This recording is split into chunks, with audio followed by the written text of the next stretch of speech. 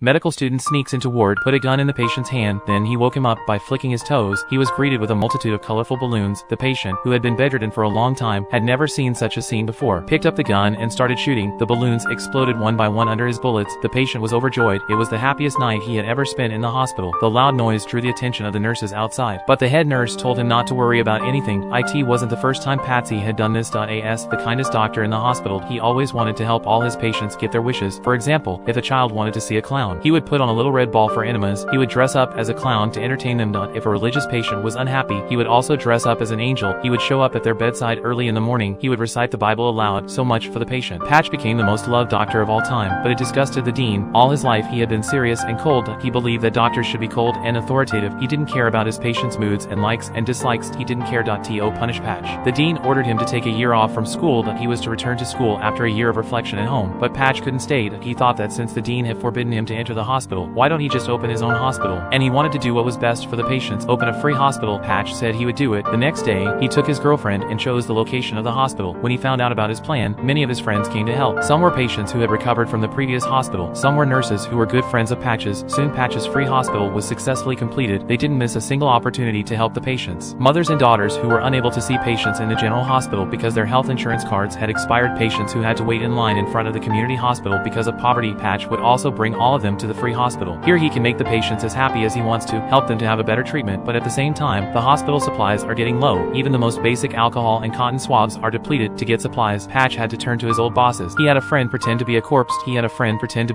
And hide gauze and alcohol in the hospital bed under the guise of a transfer. But just as he turned the corner, a roll of gauze accidentally fell off. Although the nurses could pretend to ignore it because they were close to him, the director was not so nice. He called Patsy to the hospital, but none of them expected a great tragedy was unfolding. It turned out that a strange patient had come to the hospital this morning. Patch recognized him as an old patient who had been hospitalized before for slitting his wrists. He thought that he also came to his hospital for free treatment because he had no money.